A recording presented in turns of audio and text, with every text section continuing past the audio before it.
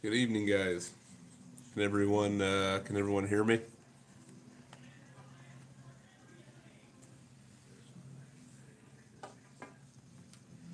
Let me know if you can hear me or not. Awesome, awesome, awesome, awesome. Okay, so I royally screwed up my invite twice. Um, the first time I did it, I actually made a live event that night. I think that was on Monday night or Tuesday night. So I apologize for you guys that tried to join into that. I didn't realize what I did until it was too late, like a couple hours later.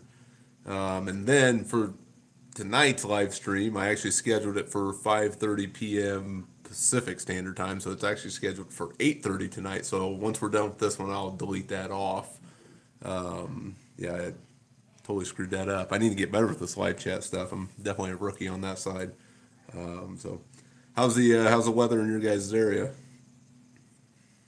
It's 25 and cold, and we're supposed to get. They say 3 to 5 inches of snow tomorrow. I would say probably 1 to 2. Getting snow tonight. Nice. I'm gonna guess you're So-In Farm. Where are you from? I got a guess, but we'll see if I'm right. Oh, everybody see? Where's my finger? Look at Bree in the background.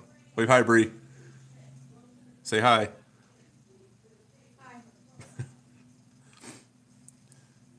Still cutting beans. Yeah, there's some guys still trying here. That weather sucks. Especially 11, minus 11 Celsius. Oof. We were 55 on Tuesday, Wednesday. We were 50, so we were close, close to that. How about that? That's why I was going to guess Southern Indiana by your name. Okay, gotcha, gotcha. I'm going to try to watch with my computer too. That way I can kind of type some stuff back to you guys because it tends to miss some things. So any topics you guys want to cover tonight? Any topics that to kind of put it out there that I got a few things I'll talk about, but if you guys got some topics, definitely throw them out there as we're going here. But I'll kind of start with the 1780 update.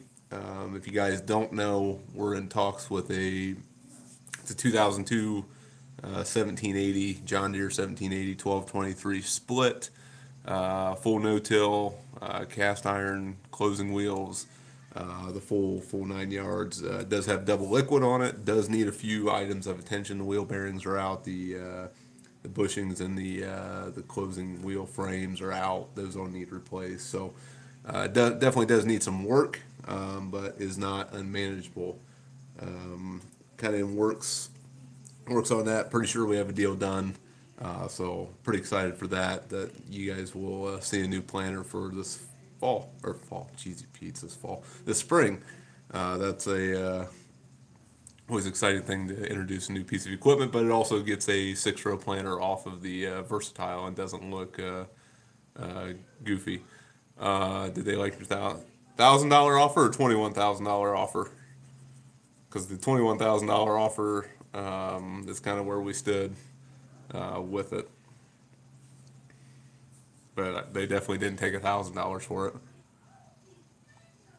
If they did, I would recommend this dealer to all you guys to go buy some equipment.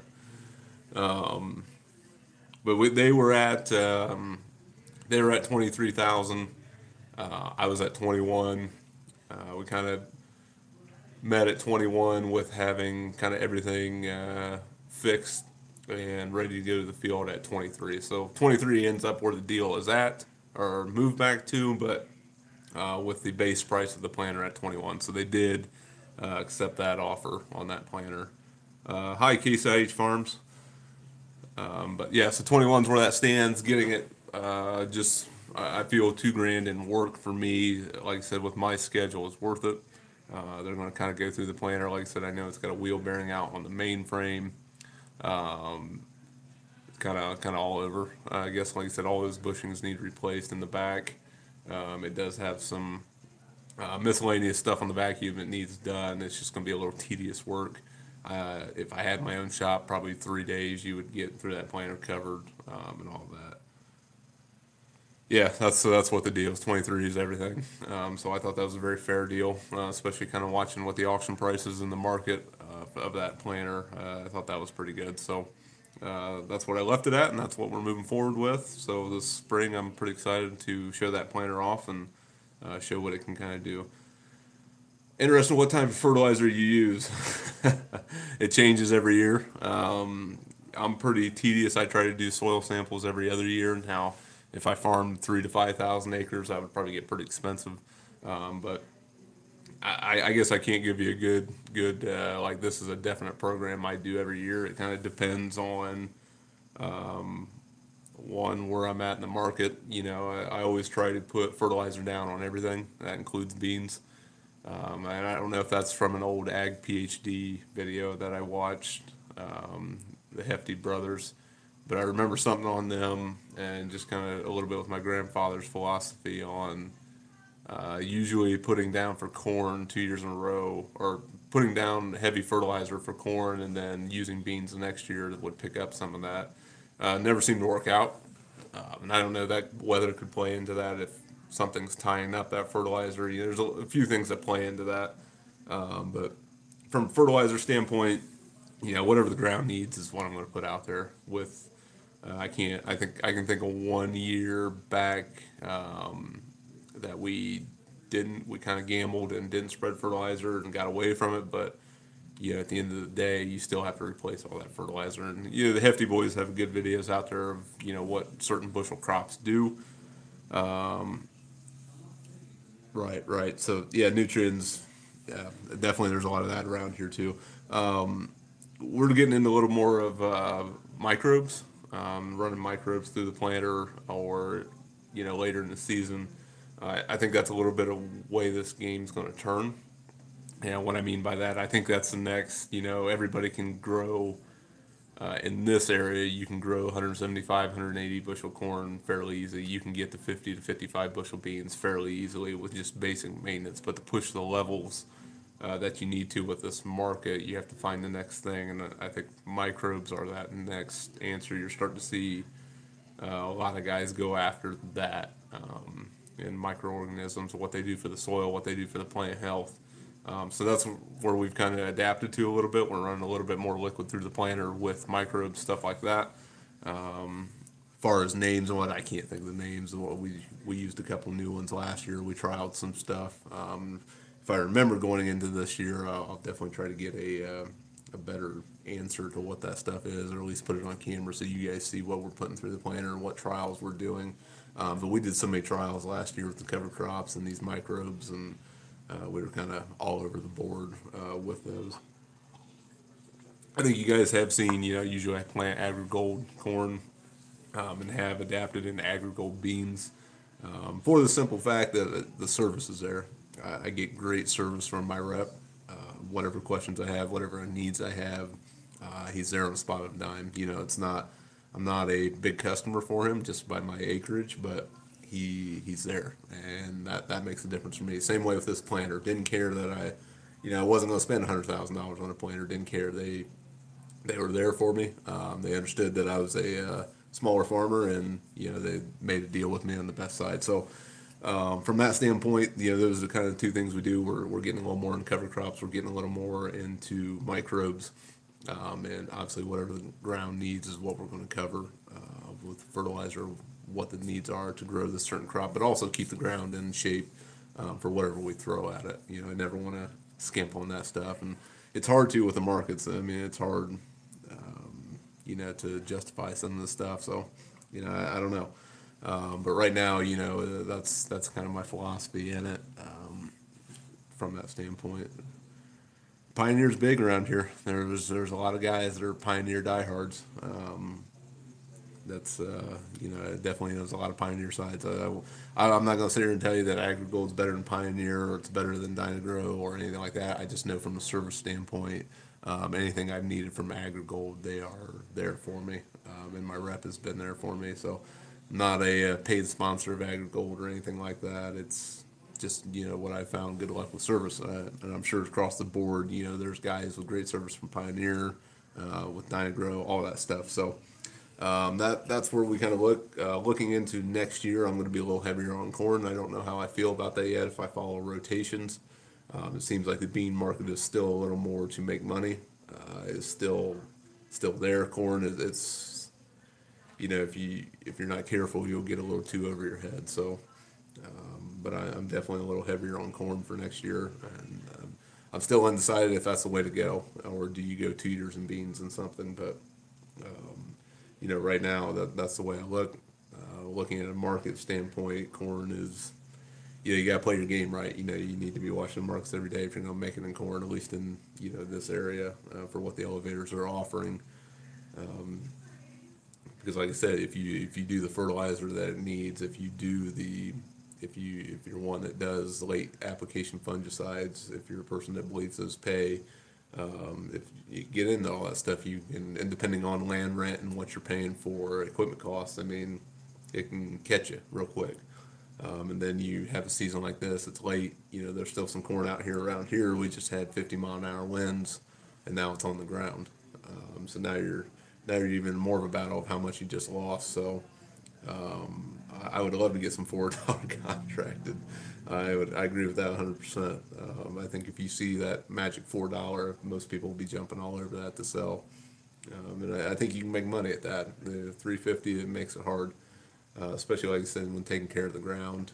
You always try to put out there for your landowners, if you're renting ground, that you're going to take care of that ground like your own. But at the end of the day, to continue to do this hobby or profession, something's got to get skimped.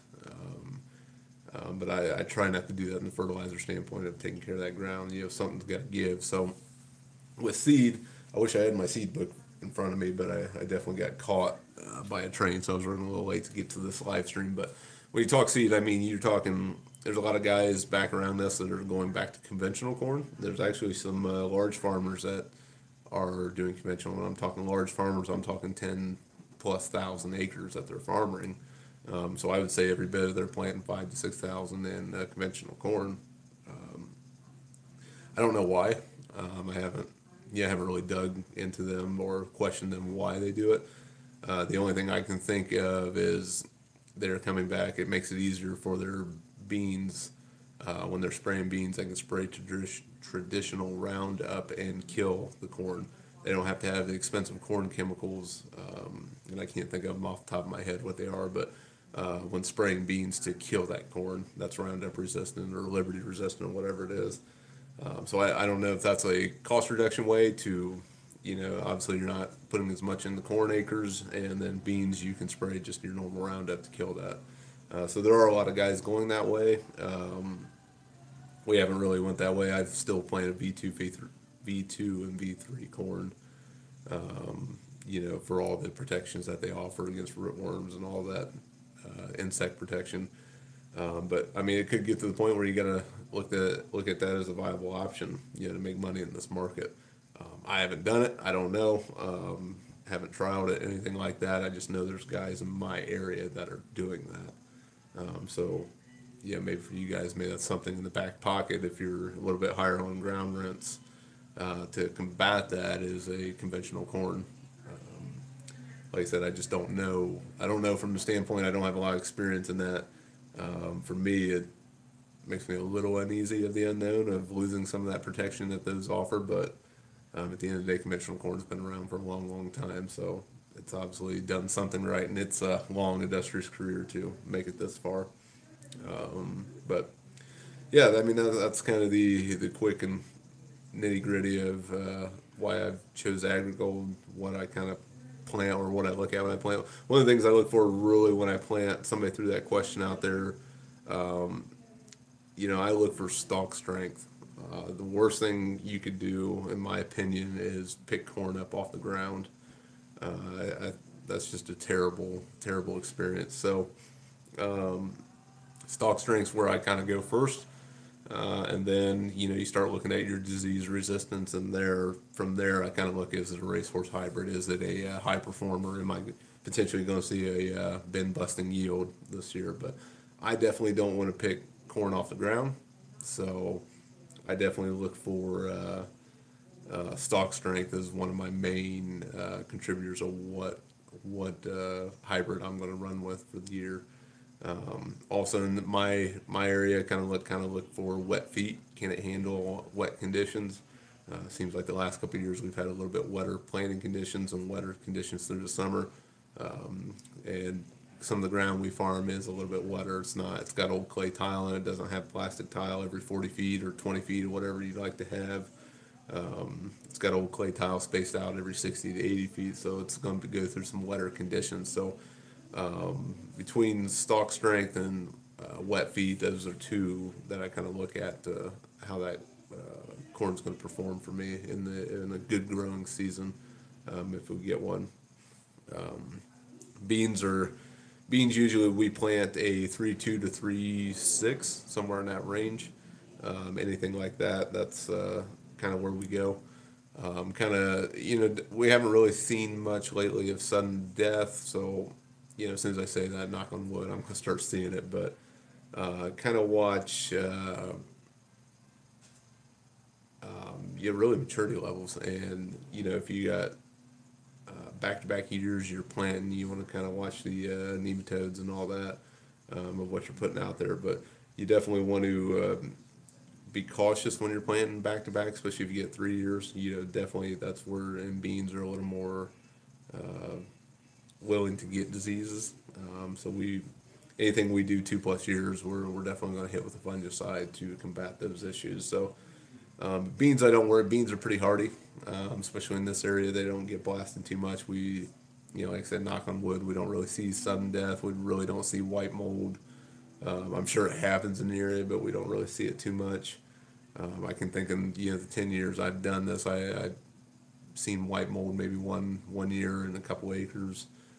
Seen sudden death 1 year in a couple acres. Nothing wild, but as soon as I call this out, it's going to come with a vengeance and burn me for that. So, kind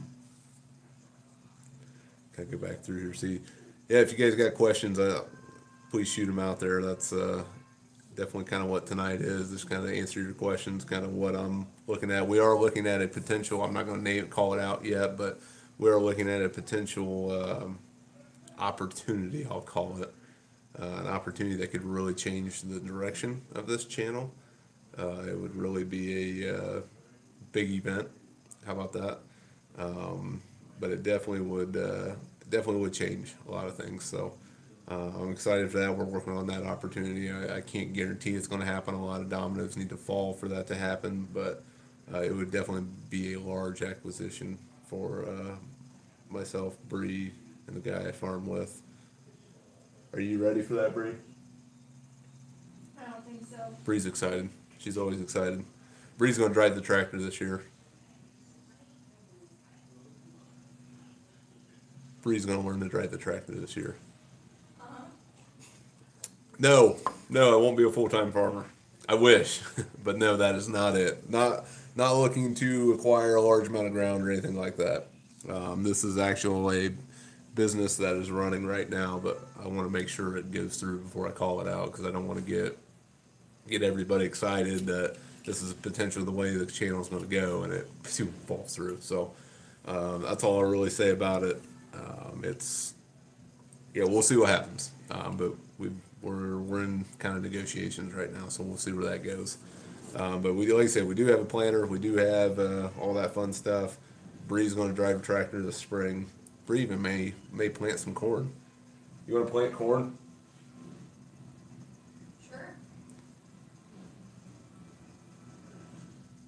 Sure. She's real excited to plant corn also. So we'll get some videos of her. She needs to be more involved in the farming aspect to understand the game and understand all the gadgets and the versatile and all that fun stuff. So you'll see videos of her running around. Right? She gave me the thumbs up. I don't know if you can see it. It was either a thumbs up or a middle finger. I wasn't sure which one it was. So, but no, I aspire to be a full-time farmer one day. Aspire to be it. I just don't know if it'll ever get there or not. We'll see. That's the farming dream, is to make it there one day. But sometimes you got to take opportunity as they come, and that's what I suggest for you guys, especially if you're kind of the same boat that I am. You're trying to get into this game some way, or don't discredit any opportunity that comes up to you, especially around agriculture. The doors are always open. So yeah, it's fun to learn. It's fun to learn. Especially in this experience. Like I said, I'm already talking too much because it's going to pique a lot of you guys' curiosity on it. But it's something that I don't necessarily I know about, but I don't know the inner workings of it yet. So I got a lot to learn on that standpoint. But I think it's something that the partner and I we can run with and we can build it and be very successful with it. But I think it'd be also a very interesting YouTube channel because I don't believe there's one out there like it right now. There's a lot of farming channels out there, but this specific of one, I don't think there is. So hopefully it'll go through. It would really change the direction of this channel. Still be agriculture related, but not necessarily just around grain farming like mine is right now. Also, a pull type sprayer at 8,000 for a 500-acre farm versus what shape's it in? I guess shape, condition, how big is it? I mean, I'll give you my opinions on it. I don't want to deter you from it, but for me, the usual application fee around here is $6. For my acreage of what I'm asking guys, to me it's more worth the co-op to do it. Just it pencils out a little easier for me because I got a guy I can get chemical through at a better price than the co-op. But if the co-op wants to kind of keep my fertilizer business, they'll spray it for me. So or they'll spray that chemical. So I kind of offset that cost a little bit right there. But yeah, I mean, I don't want to deter from it because if it's in great shape and really is it ready to go to the field, then it's 60 foot. I mean, hey, you may have a win there. I'd be my first initial reaction at the $5,000 to $8,000. It kind of scares me a little bit for how much you're wanting to do it on. And that's like I said, this is me speaking out of turn really without seeing it or anything like that. But initial reaction, I mean, I would go straight to the pump. Is the pump ready to go? Do you have to replace any nozzles? If it's 60 to 90 foot wide, I mean, and the nozzles haven't been replaced in the last couple of years, I mean, you could have some money wrapped up there. Is the hose condition good? Is it a poly versus stainless tank? There's a lot of variables there. So my best suggestion is do your homework on it. Check, and then like if there's a dealer close, I would definitely let them look at it, see what they see. Just like buying a planter, buying this planter, we let the dealer look at it, see what they see what's out of it, see what needs replaced, what's it going to cost me to get it functional, because that cost of making it functional is also I include that in the price I got to pay for it. The price I got to pay plus to get it functional, that's the lump sum there. Is that worth it? A lot of guys say, it's field ready. 9 out of 10 items are not field ready. I have yet to probably buy an item in my career that is field ready, except for that Versatile because it was brand new. But even it needed some tweaks here and there. So, yeah, I would just be curious of your boom width. Are the nozzles in good shape? Are your hoses, your pump, that kind of stuff. Poly tank, most likely it's probably a poly. If it's a stainless tank, that's always a plus because you're not going to have that stuff stick inside the poly. But for me and my purposes, the co-op makes more sense to me, just from a time factor too. If I get to the co-op earlier, or if I get to them on time, they get to me on time. And what I mean by that is, if I'm working every day, Monday through Friday, at 7 to 3, oh, it's 3 o'clock. Oh man, I need to call the co-op and they can spray for me. Well, it's too late. But if I can get them, hey, probably a week from now, I'm seeing some weed pressure. Let's just take, the 40 acres I got around the house here. $6 an acre application fee $240. So for them, and like I said, I'm getting a pretty decent deal on chemical right now. So for $240 for them to come run their rig, at 90 foot wide and usually do a decent job, that beats me hooking up a sprayer and, trying to do it. So for me, a co-op's the way to go. But like I said, I don't, so in farm, I don't know your situation, from that situation. But $5,000 to $8,000, I'd just be very cautious. I don't want you to buy that thing and then you're putting $3 to $4 in it, because then you might as well went. Say you buy it for $8, that's the best deal you can get, and you got to spend $1,000 on a pump and then buy all the nozzles you're getting. You might as well went and got a $15,000-$20,000 plant or sprayer and spent that money well there. So that's my one caution, is just do your homework on that one. That price scares me just a little bit for the amount of acres you're wanting to run it on.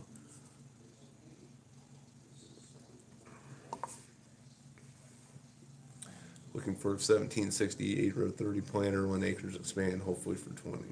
And the sprayer is a top here, 750, 60-foot boom. So yeah, that's a big tank and that's a big boom. So yeah, just do your homework.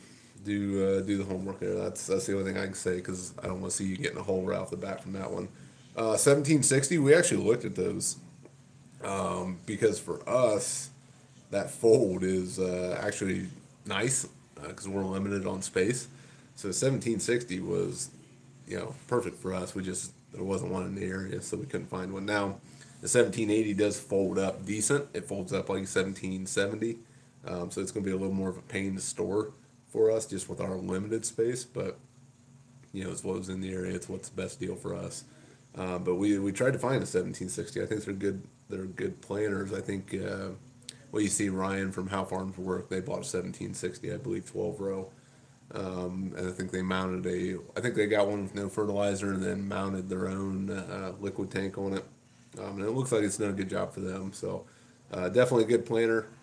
You don't see many 8 rows, the NTs, narrow transports. You don't see many 8 rows around here for those, but definitely, yeah, with anything buying, do your homework, guys. That's the number one thing I could tell you. Because, like I said, the 1780, it was ready to go to the field. And I say that with quotations because, I found the wheel bearing, I found the closing wheel bushings were out, the vacuum lines that need replaced, there's some fertilizer lines that need replaced. So through my inspection, I found a lot of this stuff that, you can work the deal at your advantage.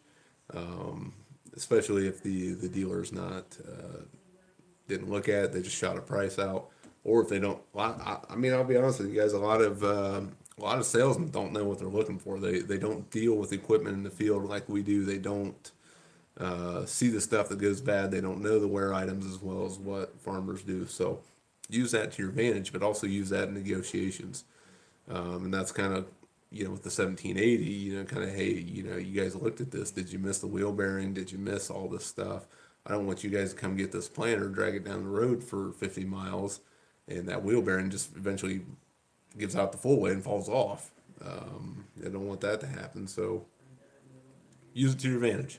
Everything, like I said, I've rarely found a piece of equipment that is ready to go to the field. It doesn't happen. Well, I shouldn't say it doesn't happen, but doesn't happen a lot. Let's say that.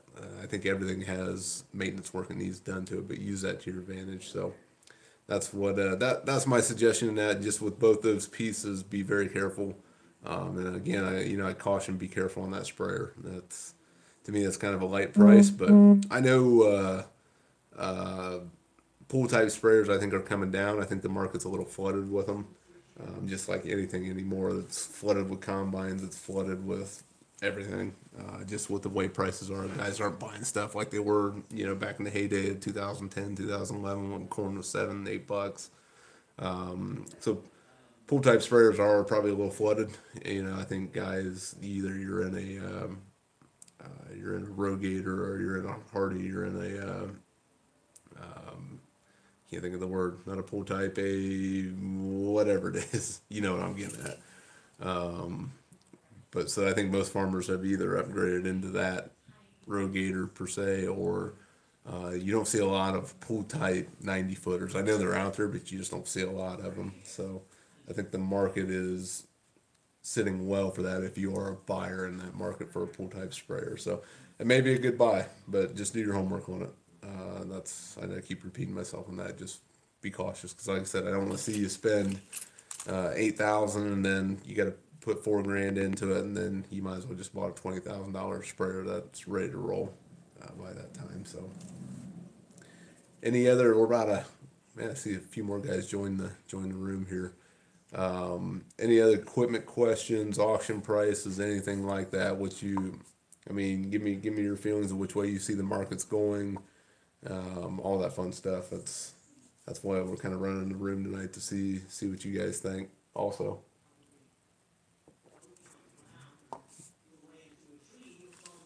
and these continue like they are for the next little bit. It'll be a good time for guys like us to buy iron dirt reasonable if we can get financing. That's actually a good topic, financing. Now, I'm a little skewed on that. Like I said, I do work a very, very nice outside job, and that's part of what I've had to do to get to the point for farming. I've had to kind of work hard in corporate life, or go to the city to get a job to fund this. So, my debt asset ratio I can offset a little bit for a finance company. Around here I use Ag Credit. I've always had good luck with Ag Credit. They've been very good to me, and that's where I take my business. But anytime you're looking for financing, always have a plan. Especially if you're kind of iffy if they'll give it to you or not. That's where the plan comes in place. If you can be confident in what you're going to do with it and what your return with it will be, you stand a good chance. And now there's always an outside voice with lenders of when they review the stuff. But my suggestion, if you don't have a decent income, but you're looking for it, definitely have a plan. This is how you're going to do it. This is why you need it. And this is how you're going to pay it back. Most banks don't make money if they don't lend it out. They got to have money out there to make money. So they want to lend you the money, but if you can give them that confidence you're going to pay it back, then you got a leg up, especially at a disadvantage if if you are trying to build a farm from nothing. That's the big thing I would tell you is definitely have a plan. That because like I said, they got to loan the money to make money. So how are you, Jarrett? I would agree with that, Teddy. Gas does kind of make the world go round a little bit. We're actually in a nice little stretch of what I've seen today, $1.75. So that's pretty nice. But everything is kind of low right now from that standpoint. So yeah, no arguments there. That is gas does drive a lot of markets indirectly from there. Jarrett, where are you from? Teddy, where are you from? Just out of curiosity. I see there's a few more guys in the room. Just out of curiosity, where you're all from.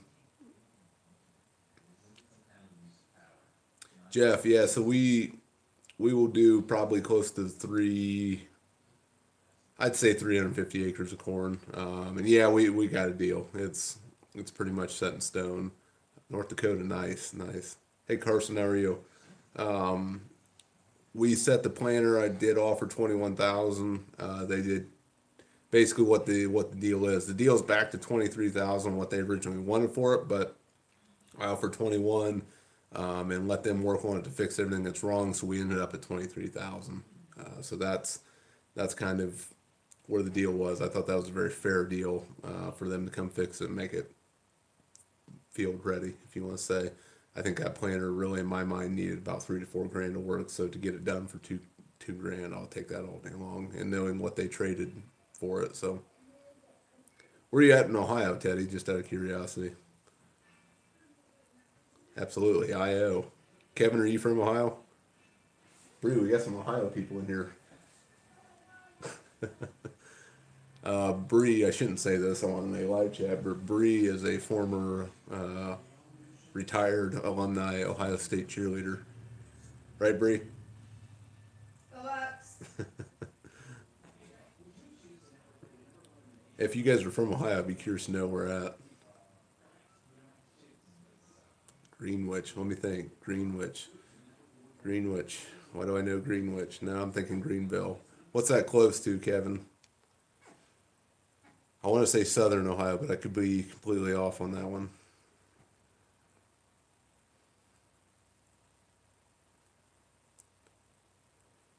Willard. Northeast Ohio, Teddy. Are you over by like Akron, Teddy, or Cleveland area? Kevin's Willard in Columbus? Give me more on Willard. What else? Give me more. I'm blanking on Willard and Greenwich. Western Illinois. I've been out to Western Illinois. I was actually I had a friend go to Western Illinois University. I believe it was the Bulldogs. So okay, South and North. Now I'm with you, Kevin. Gotcha, gotcha. Now I'm on board with that. Is Western Brock is Western Illinois? Are they the Bulldogs? 20 miles east of Canton. Gotcha. Oh, now we're getting good. Bangor, Pennsylvania, northeast part of the state. Nice. What's the weather there, Jeff? Just out of curiosity. What? You just watch your TV show over there. Bree's trying to critique me. Oh, they are the Bulldogs. I do remember that. Nice. Nice. There was some. I remember there was some sandwich shop or some famous sandwich shop we had to go to. I can't remember now. It's been too long. Yes, Carson. There's actually a lot of corn and beans come off the last 2 days with the frozen ground. I think I had a neighbor. They had 3 combines that they harvested 170 acres of beans yesterday, and then coming home there was a guy in about a 200-acre field of harvesting corn. So yeah, there's a lot of stuff coming off right now. There's a lot of tillage work going on right now. I don't know how I feel about that, especially with deep tillage with rippers. I think the top couple inches are frozen, but I think the way they're ripping, I think you're ripping in mud. That's just my opinion. Jarrett, we bought a 1780. It's a 2002 model, so it's not new by any means, but it's a 1780 1223 split row. It's full no-till, dual liquids, 2x2 and on-seed, cast closing wheels, which I'll probably try to upgrade one to a spiked. But for us, it gets us out of that 6 row, but it gives us better no-till capabilities, dual airbags, or pneumatic down pressure.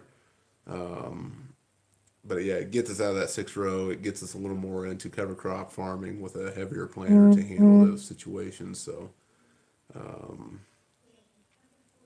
yeah, we're heavy on rain also the last year. That's why I said with the ripping that I don't know what benefit the guys are getting from ripping, or if they're just wanting to turn the soil and make it warm up faster in the spring. But I think especially if you're ripping what you're truly supposed to be doing, I think you're doing a lot of compaction with mud and stuff. So I could be wrong. That's my opinion. I don't know it all. I don't know everything. I just kind of give my opinion of why I'm sitting here doing this and not out there ripping right now. That's just my opinion, though. Especially inline ripping, I think is an interesting one. I've seen a couple guys doing that, and my thought is, for a no-till farmer or a minimum till farmer, that's kind of the way we're probably going to adapt in that way. But I can kind of see now. Are you taking that? If you're running 30-inch shanks and it's running through, are you taking that mud instead of lifting it? Are you compressing it, squeezing it like this, or are you actually making more compaction in that area instead of where the shanks run? You're making more. I don't know. That's just my thought process it through it. Because like I said, if that top couple inches is crusted, you can get a tractor over, but underneath is mud and wet. When those shanks go running through there, they compress. I don't know. It's a thought. There's a hose factory close to me, which was bought by a farmer. I think it's turned into his ship now. Really, that's interesting. That would be an interesting one. Yeah, that would be cool actually to see. I'm kind of running that through my head. There's a hose factory close to me, which is Bob Bear Farmer. I think it's turned into his show for now. Yeah, that's pretty cool. I'm trying to think how that kind of goes, but inline ripping, thumbs up. V dripping, thumbs down. Yeah, I agree with that one. If you're going to do it, it needs to be inline. And I think the research from universities kind of proved that thought out there, but I could be wrong on that also. It works pretty well.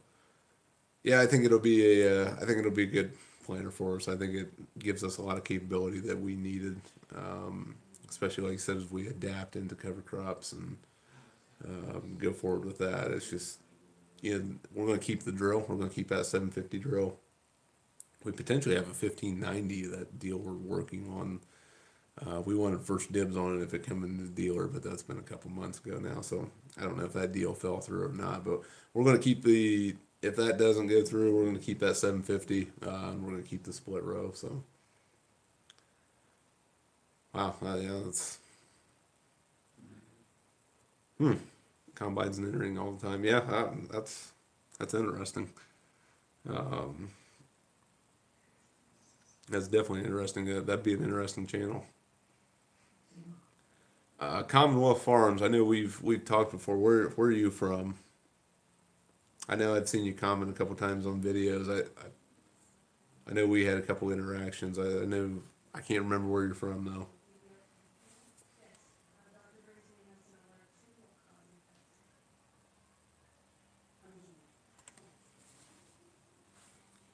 Any other? We're getting about 40, 42, 45 minutes in this. Any other Kentucky? Okay, that's right. Um, any other questions out there? I'm starting to get hungry, so my belly's growling, and Bree and I are gonna go hang out with some friends tonight. So shoot your questions. I'll definitely keep going if they're there, but like I said, my belly's growling a little bit. So, is this something you guys want to do every Friday? Is this something every other Friday? I mean, you guys tell me. I don't want to burn out the market till spring. So you won't get rich quick. No, you won't. That is for sure, Teddy. Um, Teddy, I've been farming probably. I'm 30 now, so I've been doing it since I was 19. Just kind of slowly working my way into it. Probably 3, 4 years ago, I fully made the jump that I'm going to make a stab at it and not just farm with farmers. I'm going to be the farmer. Um, so for been around it all my life, but 19 kind of worked for a farmer and farmed my own ground, and then kind of got out on my own with a partner here in the last 5 years. So you definitely won't get rich quick. That's for sure. I'm in western central Ohio,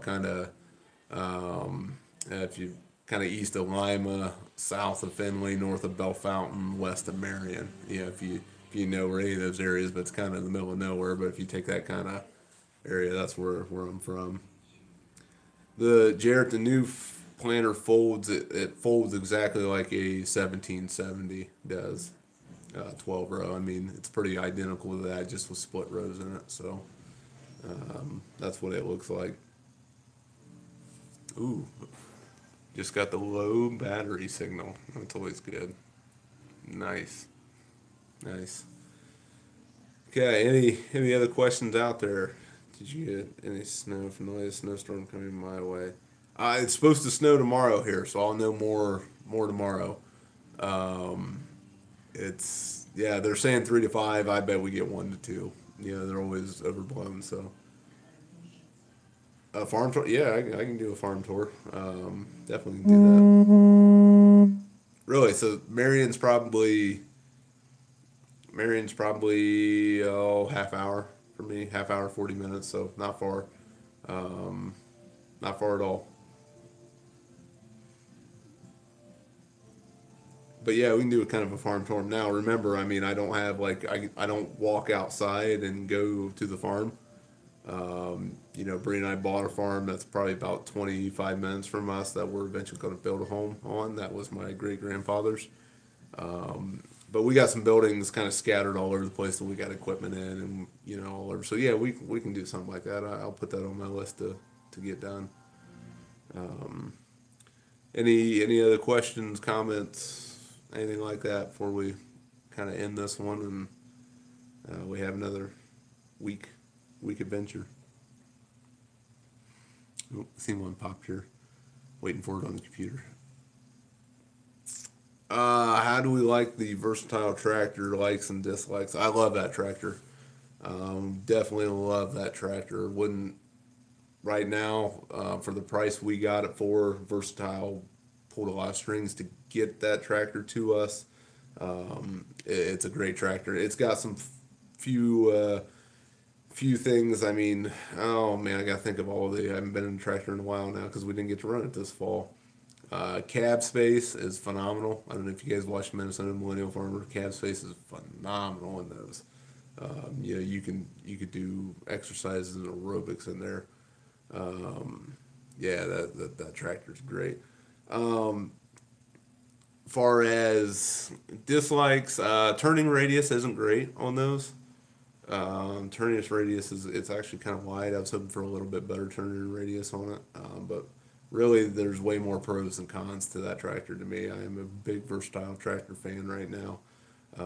If I had the money, I'd have a few more of them. And I was raised Case IH.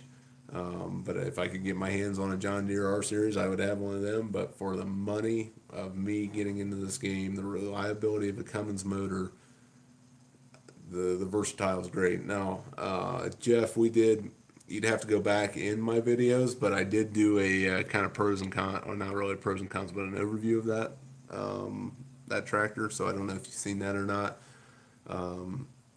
But to me, it's a good tractor. No, so Jarrett, that live stream was a screw up on my part. When I made that live stream, I did it for 5:30, but I didn't make it for 5:30 Eastern Standard Time. I made it for 5:30 Pacific Standard Time. So don't go to that one. There won't be in there. I'm going to delete that one right after. Going to be in Louisville next month for the National Farm Machinery Show. Bree, are you sleeping? What are you doing? It's time to nap. Bree's sleeping. Hey, are we going to the National Farm Machinery Show next month? No, you didn't tell me when it was. It's next month. When? I don't know. Hey, what's the dates on the Farm Machinery Show? National Farm Machinery Show. Anybody know?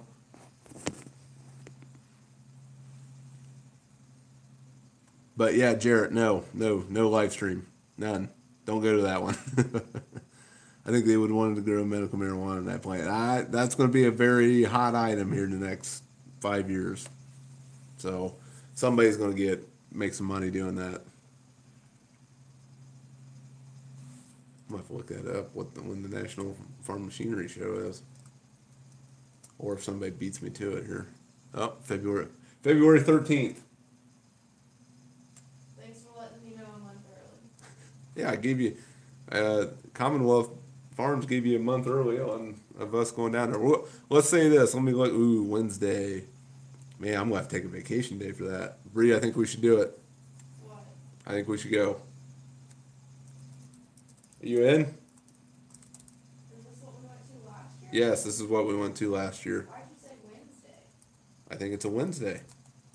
It's usually not a Wednesday. I think it is. It's like all week.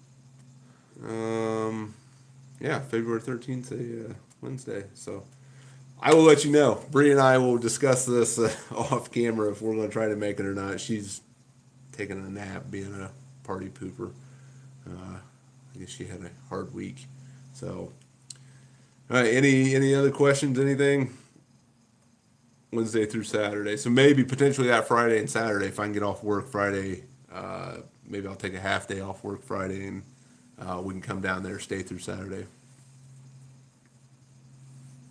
Yeah, that'd be potentially what I'd look at too. Commonwealth is go down Friday, but maybe a little more Friday in the afternoon and book a hotel and stay in the Saturday. I would love to have an 83 10R. That's a nice tractor.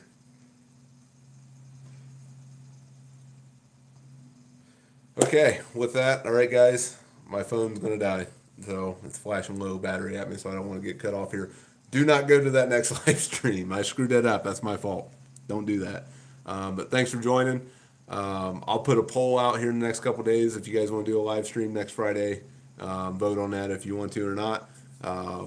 we will kind of I'll play it by ear from there. If not, maybe we'll do one in 2 weeks. We'll go from there. So have a great week. Have a great upcoming week. Yes, just orange. Yes. I hope you guys, like I said, stay warm through the situation. We'll possibly see you guys next week, if not 2 weeks. And I'll work on some videos to put up in the meantime. But I kind of like these live chats to directly talk to you guys. So hopefully by next week, maybe we'll have a little more update of what the future holds for this channel, on potentially of what we also bought, but also maybe I'll get some more pictures, or maybe I can get a video of that planner and put that on here. So I appreciate you guys all coming. You guys mean the world to me. Thank you for being there, making this channel what it is, and supporting me through the situation. So stay tuned, stay in touch. We'll see you guys.